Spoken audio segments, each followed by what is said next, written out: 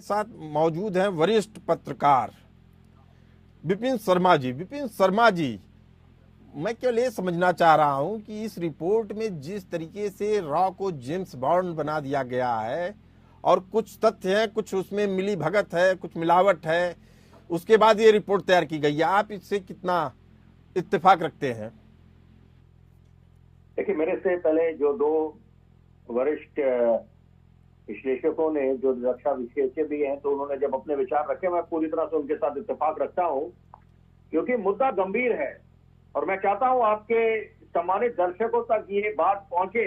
बहुत जरूरी है कि विदेशी मीडिया, विदेशी ताकतें ये नहीं चाहते कि हिंदुस्तान के जो कदम आगे बढ़ रहे हैं, हम लोग उस कगार पे पहुंच गए कि हम महाशक्ति बनने जा रहे हैं।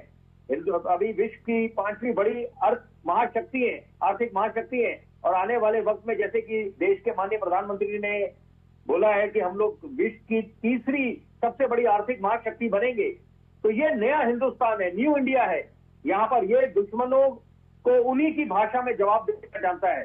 वो दौर निकल गया 1962 का, जब हम लोग चीन के साथ भिड़े थे, और यहाँ पर हमने 2020 में भी दिखाया, ये यहाँ पर पहले डोकलाम का जब स्टैंड ऑफ हुआ था, तो यहाँ पर ये बात समझने की आवश्यकता है कि जो इंस्टिगेटर्स हैं, परपेट्रेटर्स हैं, जो शय देते हैं या बढ़ावा देते हैं, चाहे आप स्लीपर मॉड्यूल्स के माध्यम से बोले या जो बाकी घुसपैठी घुसा देते हैं अंदर, जितने जो आतंकी गतिविधियों को अंजाम देते हैं, अपने नापाक मंसूबों को अंजाम देने की कोशिश करते रहते हैं। तो यहाँ पर पहले भी हमने देखा कि, क्योंकि ये बात समझने की आवश्यकता है कि चीन दुश्मन नंबर 1 है और दुश्मन नंबर 2 पाकिस्तान है।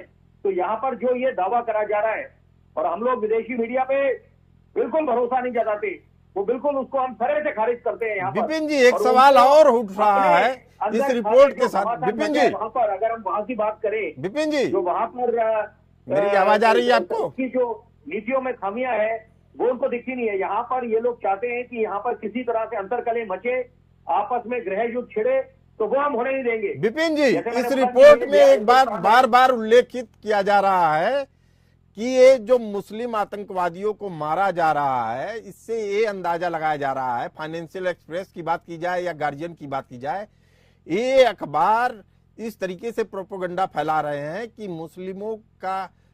मुस्लिम आतंकवादियों के खिलाफ जो कार्रवाई हो रही है वो भारत कर रहा है, और वो गाजा पट्टी से में जो उनके खिलाफ रोष पैदा हो रहा है वो भारत की ओर मोड़ना चाह रहे हैं। क्या ऐसा है?